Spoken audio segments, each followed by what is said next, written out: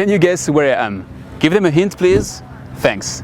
So this is a city which was founded by the Dutch, taken over by the British, and when they became independent, they had a spectacular growth up to becoming the second richest city in the world.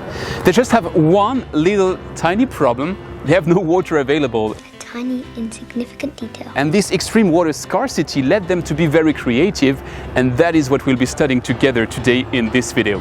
But for now, if I tell you that there are 10 reservoirs, 2 big tunnels, you might have guessed that it is... France, Sapphire, Singapore. And no, it's not Singapore again, actually. Welcome to New York. Let me tell you what's special about New York.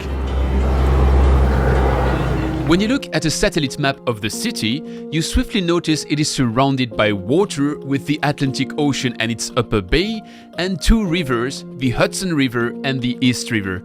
But this second one is actually quite misnamed, as the so-called East River connects the Atlantic Ocean to the Atlantic Ocean. It is hence an estuary and is filled with salt water. Okay, but you may object that New York is built next to the Hudson River, so an abundant source of fresh water.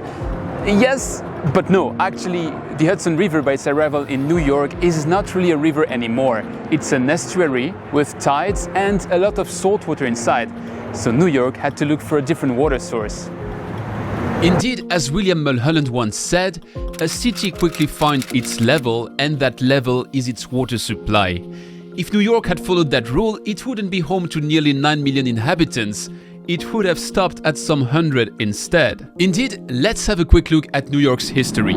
Giovanni da Verrazzano became the first European to explore the region, calling it New Angoulême, which, if you ask me, should have remained its name. But the first to settle here were the Dutch, that gave it the name of New Amsterdam. In the New Amsterdam days, water was barely a beverage. Why bother with it when you could leverage all kinds of alcoholic drinks? No joke, the traditional Dutch breakfast in New Amsterdam revolved around warm beer.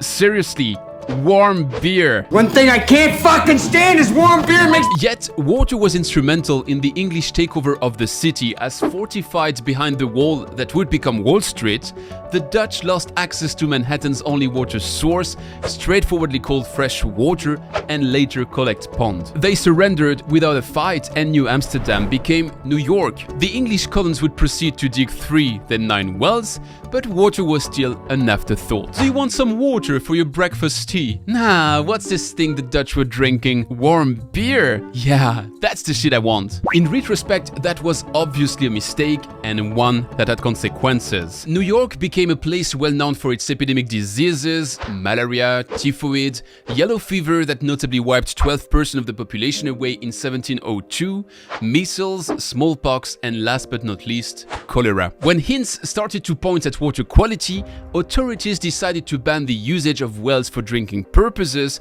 to only allow the tea water pump that had been installed at the Collect Pond location. Tea water men established the first water service in town, delivering water to 3,000 houses across Manhattan. But a growing population and its activities in general, and tanneries in particular, increasingly polluted the Collect Pond, so that alternative propositions started to emerge. Thank you! A gentleman called Christopher Colles notably proposed in 1774 to erect a reservoir and convey water through the city streets. The city agreed, and waterworks money got printed to finance the effort. By the way, this was the first paper currency issued in America. In early 1775, the reservoir was built, and in 1776, America's first ever steam pump was ready to ship water across town and serve each of the then 25,000 inhabitants of Manhattan with 45 liters per day. Not bad. Not bad at all. Okay, assuming someone would build a pipe network, but let's keep that for later. For now, history with a capital letter was about to take over our water story. New York had joined in the American Revolution with its first riots in 1775, and while patriotic Colles had remained on duty until probably 1777, he was forced to leave his water work. And shortly after that, the British burned it to the ground. That's stupid, isn't it? Why so? What will we drink now? I heard of warm beer. The irony is that this attempt by Christopher Colles is the closest New York would get to reaching a functioning water utility for another 70 years. On the way, the city would study several ideas, from harvesting the Bronx or Harlem waters to the more ambitious one that got chosen through a rebirth of the Colles project when the old man returned to town after the war. But one more idea would remain one of the most infamous steps in New York's water journey. We're now on Wall Street in front of the former headquarters of the JP Morgan Chase Bank, and long before being a bank, this was actually Manhattan's first water company called the Manhattan Company. In 1799, Aaron Burr created the company with the intention to deliver 2,000 inhabitants of Lower Manhattan with pure and wholesome water. But he had actually an agenda, and if you've ever listened to the Hamilton musical, you know that story, but let me recall it. Just before the turn of the 19th century, Aaron Burr, Alexander Hamilton, and a bunch of their elite friends created the Manhattan Company, a group that allegedly ambitioned to be a water company. Yeah, maybe we'll do that. The promise was to source water, build a water network, and distribute that water through the network to the citizens, all under the hat of a specially designed private company. But the company's rights were crafted like a charm. The Manhattan Company had rights over lands, rivers, and streams in the New York area. If it opened streets for pipelaying, it didn't have to repair them. It could, of course, set water rates freely, and it had no obligation to provide water to the city to put out fires. Honestly, not bad at all. But wait, there's more, and it's outlined in the 9th paragraph of its status. It shall and may be lawful for the said company to employ all such surplus capital as may belong or accrue to the said company in the purchase of public or other stock, or in any money transactions or operations not inconsistent with the Constitution and laws of this state or of the United States, for the sole benefit of the said company. Do you get what that gibberish means? It means the company could raise money to build a water system and then use that money to do more or less whatever it wanted. And indeed, Aaron Burr raised $2 million, but then proceeded to plan a water supply of Manhattan from the, by then fetid, waters of the Collect Pond for just $200,000.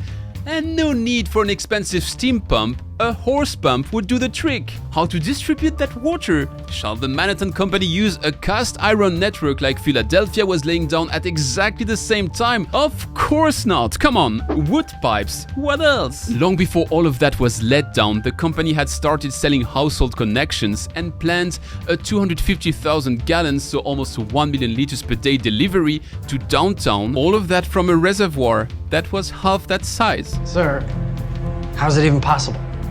We don't know.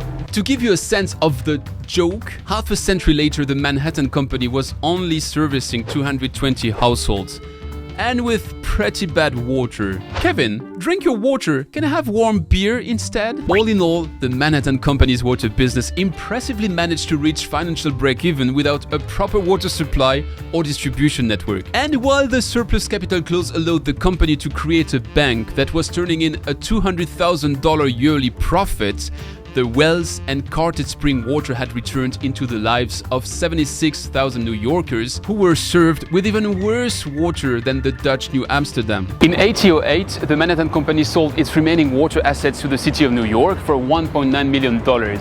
But still to this day, and I think the latest time in 2006, we regularly find some of their wooden pipes lying underground.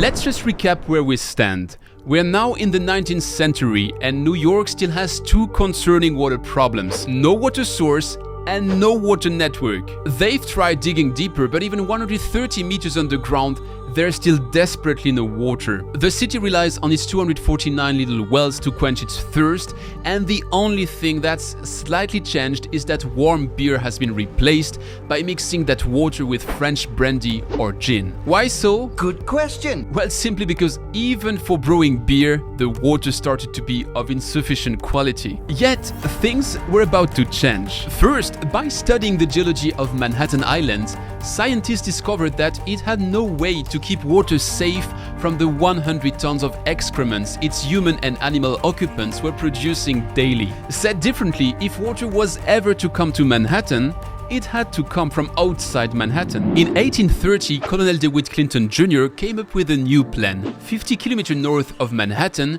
a pure and wholesome river, the Croton, flowed to the Hudson River. Given the geography around the river, it had little chance of ever getting into a populated area, which limited the pollution risk to that water. If the city was able to harvest it and drive it 50 kilometers south, it might finally solve its water riddle. Clinton priced the works at $2.5 million, which, if it sounded incredibly high then, was a very obvious understatement in retrospect. No, you're much more expensive than that. He yet had a very valid point when summing up all the costs of not having water and demonstrating that his project could be 5 times more expensive than that and still be economical. Unfortunately, Clinton died at 36, long before his idea would prove to be the right one. But history was finally on the right track. In 1833, David Douglas got hired to survey the land between the Croton and New York and devise a route for future pipeworks. Yet, as he was deemed too slow, he got replaced in 1836 by John Jervis, which would lead the aqueduct's construction over the next 6 years, given the citizens would authorize it. New Yorkers approved the plan and expense to build an aqueduct from the Croton River to downtown Manhattan with a 74% majority in a referendum. I love democracy. Finally, New York would get water. But let me pause the story a moment here to acknowledge something important. Jervis and Douglas were both brilliant American engineers in a time when engineering schools didn't exist and when most of the hydraulic engineering literature was written in Europe and in French or German. So besides their empirical discoveries and experience collected from canal works in the US or Philadelphia Water Works, they could rely solely on a couple of books that made their way from the UK to the US. And that makes that story even more impressive. But talking of engineering, one of Jervis' instrumental decisions was to cut the works into zones that an engineer could cover every day within walking distance. These engineers had to relocate to the area, and it proved key by guaranteeing that Jervis' design instruction would be truly followed by the Irish workers hired to complete the Roman-like task. Building the aqueduct itself proved to be an incredible story that would be worth of a video of its own. If you're interested in that story, I can warmly recommend you to read Water for Gotham by Gerard Couple. Besides the aqueduct, 2 major works still had to be built. The Harlem Crossing, which would cause controversy because a bridge would prevent navigation, even if nobody was navigating on that river anyways. And the other was also the most important one, the dam on the Croton River, which would enable water to be diverted towards the aqueduct. This is probably the part where modern hydraulic engineering know-how would have helped the most. Indeed, the first dam design included a floodware that proved to be too small when a huge flood arose on the Croton watershed in January 1841. Water didn't only flow over the dam, but also took a good chunk of the embankment with it, which by miracle only caused 3 deaths, but still quite a lot of material damage. The new design corrected that mistake and initiated the S shape of the dams, which would become a standard. As a son of a dam engineer, I approve. Finally, in 1842, the works came to completion with a final interesting anecdote. Engineer John Jervis and the project's commissioners embarked on a boat that got placed in the trench. Gates were then opened on the dam to push the boat forward inside the huge conduit. This intriguing crew inspected all the sections until the Harlem Bridge. And as fun as that may be, if it all turns right, I'm not sure I would have dared to do that inside inspection in real water conditions myself. On the 14th of October, the water system was officially inaugurated. Croton water was flowing to New York's fountain, and the reservoirs downtown were finally filled with water that was worthy of that name. 218 years after the foundation of New Amsterdam, New York finally had water. From 1870 on, the waterworks were profitable as house connections and expenses started covering the debt-fueled cost. In 1880, Manhattan's rising population grew to over 1 million, reaching the aqueduct's maximum capacity. In the 1890s, a second aqueduct was built, still from the Croton, and including a new giant dam. Yet, at the turn of the 20th century, the Croton twins reached their limits as well, so that a new, even longer marvel of engineering had to be built, bringing water from the Catskill Mountains 150 kilometers north of Manhattan. A second aqueduct was added to the Delaware Catskill system in 1965, featuring the world's longest tunnel, America. so that this Delaware Catskill part supplies 90% of New York's water today, while the second Croton aqueduct still delivers 10%. The historic first one, though, was decommissioned in 1955, 113 years after having brought water for the first time to Big Apple. But wait, as much as river water was an improvement to water quality in the dark 19th century age compared to the filthy water found in the collect pond, how does it stand the test of time with today's water quality standards? In the US, New York City is one of the 5 metropolitan areas which still delivers unfiltered water to its residents. Well, unfiltered, yes, but still disinfected through the world's largest ultraviolet water treatment plant. Water from the Catskill and Delaware systems flows all the way down to Westchester County, where it gets disinfected with UV and chlorinated. Now, this absence of filtration isn't a coincidence or luck.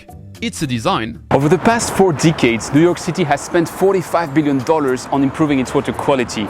But beyond the number itself, what's really interesting is the way they did it. They have this multi-barrier approach where they try to keep contamination out of the water supply through conservation easements and streamside restoration projects to keep contaminants out of the feeder streams, and working with farms to reduce the amount of nitrogen pollution that otherwise would go into the drinking water supply. So this multi-barrier approach to protecting water at its source, it has many benefits, as opposed to a filtration plant, which is simply designed to deal with a problem after it's been created. In the 1990s, New York had to decide whether it would resolve to water filtration and engage an $8 billion expense, or spend $1.5 billion on a nature-based solution upstream by supporting the Catskill watershed protection. By entering into the Catskill Watershed Cooperation in 1997 with the local communities, the city went down the route Paul Gallet just alluded to,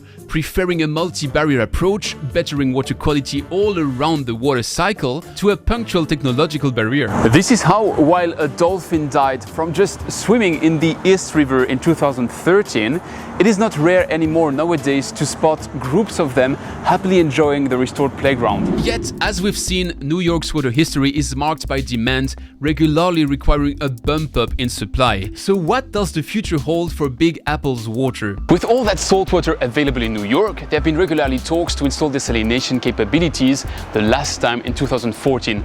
But it has always been declined to rather enhance the water supply capabilities from the Croton and Catskill Mountain Delaware watersheds, or simply to reduce water consumptions. Enhancing the water supply capabilities from the Catskill Delaware watershed is under development and partially done since the kickoff of the third tunnel project in 1970, yet it is still to be completed with its Brooklyn/Queens leg, which is expected to come live in 2025. But feeding more water into the system may not be the only option for New York. Actually, as you might see behind me, New York keeps growing, and this creates new loads for its water infrastructure.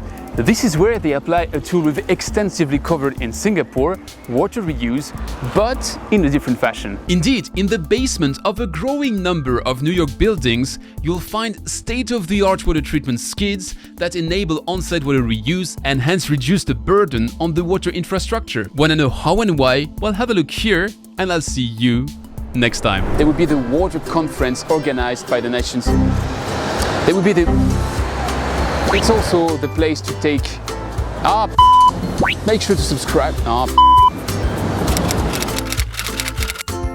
You shall This is the place where the SDG... Make sure to...